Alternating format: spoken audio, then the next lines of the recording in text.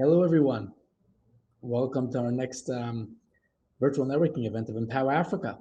My name is Shai Bernstein. I'm head of business development at Empower Africa, and I'm very excited to be here today and present our special guest today.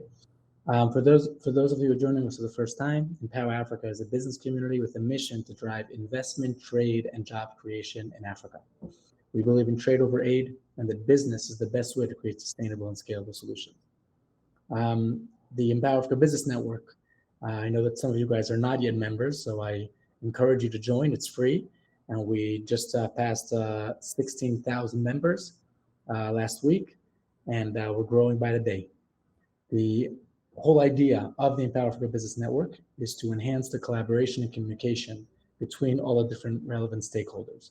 So that would be entrepreneurs, investors, banks, PEs, VCs, multinational enterprises, government officials, nonprofits, and so on, so we can enhance the collaboration and communication. The idea is bringing good people together so we can create more value together. Speaking of bringing good people together, it's my pleasure and honor to welcome Perry Amitai, who is the CEO and founder of Pickant. I actually, he has a very interesting story himself, in addition to the actual company and app that he developed. Perry, you want to join me to turn on your camera and mic? I see Roy's here. Hello, Roy.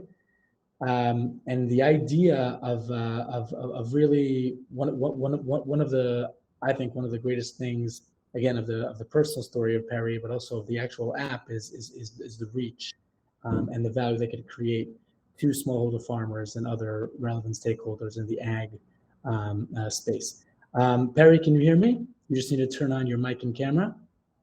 There we go. You hear me? Yep, we hear you. You want to share your screen? I'll just tell you if you can see it. Yeah, Perry, I think it would be great if you could, as part of your presentation, just start with a little bit of an intro about you and, just how you got to this and so on. I remember I was fascinated by it. So there you go. Perry, stage is yours. Great. Oh, wait, before you go, Perry, just to note, because some people are here for the first time, on the right side of the screen, there's a Q&A tab. You can write your questions there if you have any questions. And if we have time afterwards, Perry can answer some of these questions. And after the presentation, there'll also be some more time for networking. So feel free, of course, to stay for that. All right, stage is yours, man. Excellent. So thank you very much for the intro, and hi everyone. I'm Perry Amitai, CEO and co-founder of PickantApp, a former commercial attaché in West Africa, and also a value chain creation advisor to U.S. government programs like USAID, Save the Children, and others. And I'm going to talk for about 5 minutes on PickantApp, and then 5 more minutes on some key insights that I would be happy to share of working in Africa after 15 years of working in Africa. But first of all, PickantApp. So PickantApp is solving poverty and hunger by linking needs and challenges of rural communities to local solution providers. Now, PickantApp is scaling up. So if you're a potential client / partner / investor and find our activity interesting, I will share my contacts at the end and would be happy to connect. So let's start. So first of all, I arrived to Africa by coincidence, I have to say. But I fell in love with the culture and the opportunities, but most of all with the people. And I put this picture just to say that this is actually my real dream job in Africa, in case you wonder. But let me begin my presentation with a story. So in one of my trips to a new project that I had in Niger with USAID, I arrived to this family 1,000 kilometers away from Niamey, the capital city. And I met with a local group of entrepreneurs and a lady named Hawa, the one in the photo. An impressive businesswoman that produces corn for a living. And when I kick off projects, usually I sit with the the entrepreneurs, and I do an analysis. And I ask the entrepreneurs, what are your challenges, concerns? What are you missing? So Hawa says, I usually grow corn for a living. I buy seeds from farmers around me, but this year I couldn't find any corn seeds. So we couldn't grow anything. We didn't make money. We couldn't afford any proper food or education for our kids. And I'm saying, okay, thank you very much for sharing. Let me see what I can do. But then I need to move ahead to the next location. And I drive something around, I would say 30 kilometers away to the next village. And I meet with another group of local entrepreneurs. And again, I ask them about their challenges, their concerns. And they tell me, each year we produce corn seeds. We sell it to farmers around us. But this year we couldn't find any clients. So the seeds are all spoiled. We produced a lot of seeds. Everything got spoiled. We didn't sell anything. We couldn't afford buying proper foods or education for our kids. And the situation is very bad. So I'm there looking at those suffering seed producers and thinking about the client that I just left a few minutes ago and 30 kilometers away. And I'm thinking to myself, if only they could connect, right? Now, this is a very typical situation of an ordinary community in rural Africa. And we all know that there is a bad access to basic things in rural communities due to bad infrastructures, lack of access to credit and funds, lack of know-how, lack of connectivity. So our solution usually to this situation is the creation of a last mile agent networks. Last mile agent network is basically a network of chosen local entrepreneurs in the most remote villages that are providing solutions to their community. Now, an agent can be, for example, a local entrepreneur providing services or producing inputs or producing food. And it is based on our belief that the best way to solve communities' problem is with local solutions around them. It is more sustainable and it is the right thing to do. Now, over the years, we have trained hundreds of thousands of poor people in Africa. And in that time, we have learned that there are solutions available. The equipment, resources, services that people need are in fact nearby.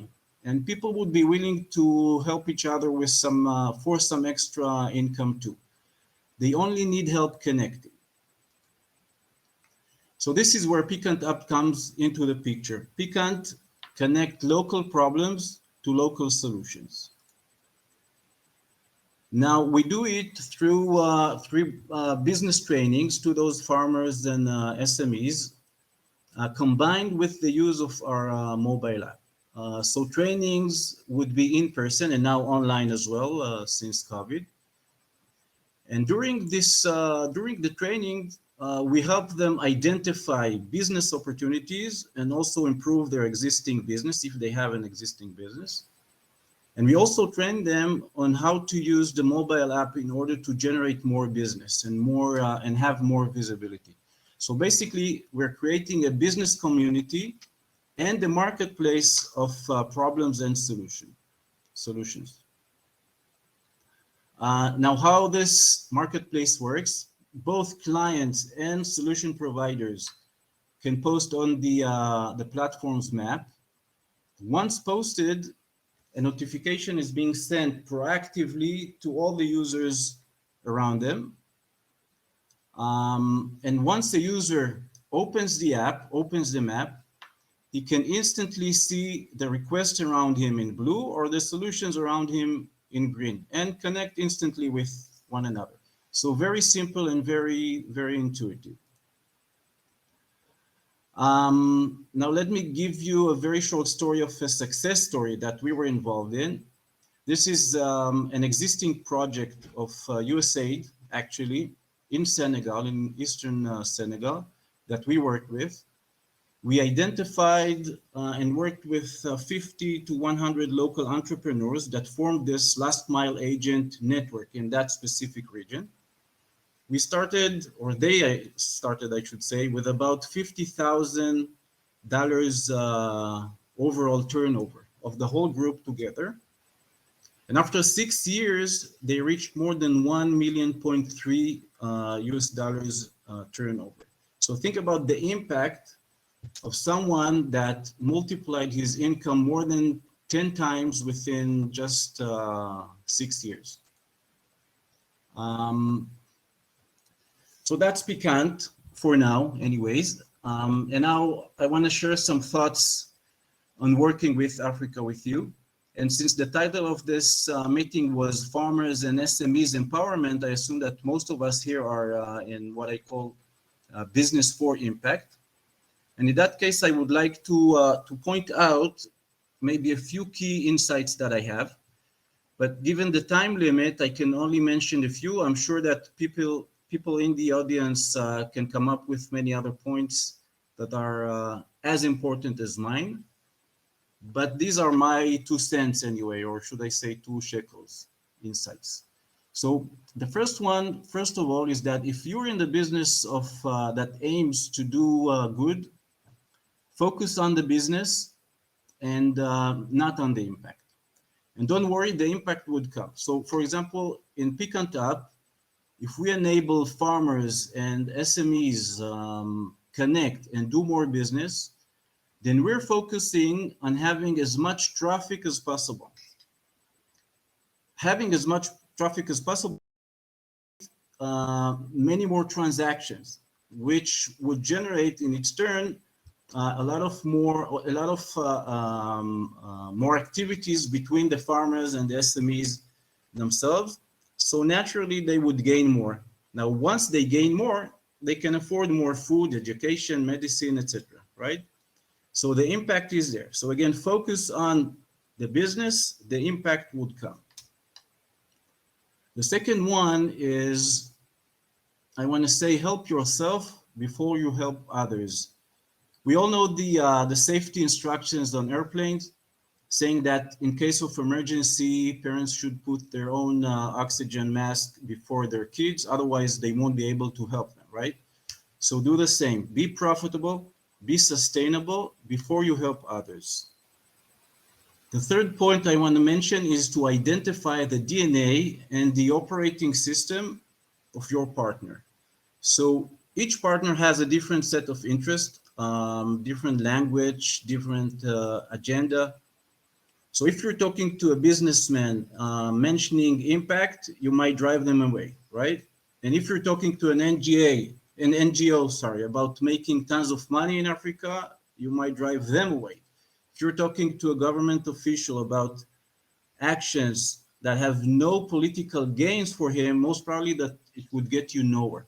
So adjust yourself to your partner, change your approach accordingly. The next point is that Africa is not a one place, okay? I think I'm stating the obvious, but let's make it clear that there are 54 unique countries with so many different cultures and languages, differences from one region to another. And what works in Senegal might not work in Mali and vice versa. So do your homework and come prepared.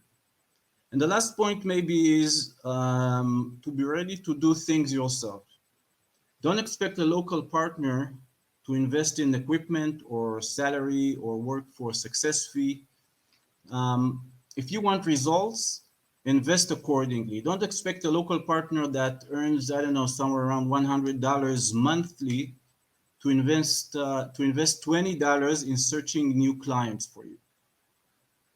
And the last thing maybe is not to take anything for granted in Africa. So roads, electricity, phones, schedule, anything can change at any time. Now let's talk about business potential in Africa, because we're not doing philanthropy here, right? So I picked up a few statistics to demonstrate the potential of doing business in rural regions. And the first one is to remember that rural population worldwide is around 3.5 billion, so 850 million only in Africa. And the African population and economy is expected to double itself by 2050, according to the UN. So it's a gradually growing market. The GDP in many of the African countries is around 5% and steady, a very nice number. Now listen to this. By 2025, rural smartphones users in Africa are expected to be around 500 to 800 million users. Facebook by itself already has 250 million users in Africa. And smartphone users growth in Africa is about 15 to 30% annually. Again, a gradually growing market. So do the math. Whatever you're selling, whether it's online or on the ground, there is a huge underserved market out there. The challenges are there, of course, but so is the potential. So that's it for now. Thank you very much for listening. Although short, I hope this was beneficial for you. And back to PickantApp. As I mentioned earlier, we are scaling up. We normally work with governments, NGOs, private sector, strategic partners, producers, organizations. And we always look for more clients / collaborators / investors. So my phone number and email are presented here. Feel free to contact me directly if you have any interest in hearing more. And now let's open the floor to Q&A. Wonderful. Thank you very much, Perry. So I don't see any questions right now in the Q&A, so we could, of course, move to the virtual networking, and everybody feel free to come and reach out to Perry and ask questions. Roy Peleg, I see you have your hand raised. Not sure if it's a question or that you just raised your hand before that you said that you could hear him. But because I know Roy, I'm going to bring him on for a minute because he is, of course, someone that we have a lot to learn from regardless. Roy, I added you. You can feel free to open up your camera and mic. Perry, do you know Roy Peleg? Not yet. Okay, so here we go. Here's a live example of good networking. Roy, how you doing, man? Hey, hi, Shai. I'm fine. I'm sitting in my son's room. Weather and COVID reasons, I'm at home. Hi, Perry. It was a great presentation. Hi, Roy. Nice to meet you. And I already wrote down your details. I think as Shai said, I think we should meet. No doubt. So I do have a quick question because, in brief, we are also occupied with training in Africa. We just completed 5 years of managing 3 training centers in Ghana with our total of 600 graduates. Wow. And one of my, I would say, but I think one of the challenges is how can we increase scale? Because we put a lot of efforts in making an impact, and maybe we can do this impact on few, get few farmers to enjoy this impact, maybe a village, maybe 3 villages. But how can we really go on large scales? Because I think impact is the key question here. Yeah. So I think that lately the main way to scale up is by creating communities, either through the social media or on the ground. I think that would be the best way to scale up. And the way to reach those people, usually, it's either through local communication facilities, radios, brochures, going into the market and simply persuading people to hop in and join the community. If you do not have a community, it would be very, very difficult to scale up and persuade people to hop on and join your activity. So the key factor here would be the creation of the community. The tool to create the community would be either through, governmental offices, ministers like agriculture, etc., that would help you reach producers organizations, that would help you reach a larger scale of groups of people. But again, going back to community, if you're not providing a specific added value all the time, constantly creating this value to those people all the time, providing new content, new opportunities, then it would be very difficult to scale up. Do you believe social networking is working in Africa? To a certain extent, yes. Facebook, TikTok, Instagram. So it is a way to penetrate or to create existence, I would say, virtual existence, but not by itself. It must be a parallel kind of, effort through social media, through producers organizations, through students organizations. You need to go to work in parallel in a few different directions, and step by step you can scale up. Yes. Also, it depends. I mean, when you're saying scale up, I mean, what numbers are you talking about? To reach thousands? Yes. To reach hundreds of thousands may be much more difficult. To reach millions? Wow, this is already a huge challenge. I would say Right. Working in few parallel paths with the government, if possible, or other organizations that have a very wide base of users or members, and yeah, working that way. All I right. hope that Thanks. answers your question. Absolutely. Yeah. At least gives some ideas and Great. yeah. Great. And so, like I said, Perry and Roy, you guys should definitely have a coffee or a chat and see, because you're two wonderful people who are doing great things. And I'm sure there's some synergy there that can add value. If you guys need any contact details, let me know. Happy to make the connection. Sure, We have a question here much. from Dennis asking, in how many countries in Africa are you operating in? Is PickantApp operating in, Perry? Yeah. Okay, so thank you very much for the question, a very important one. Basically, we're open worldwide. So anywhere around the globe, if you log in to the platform, you can use it.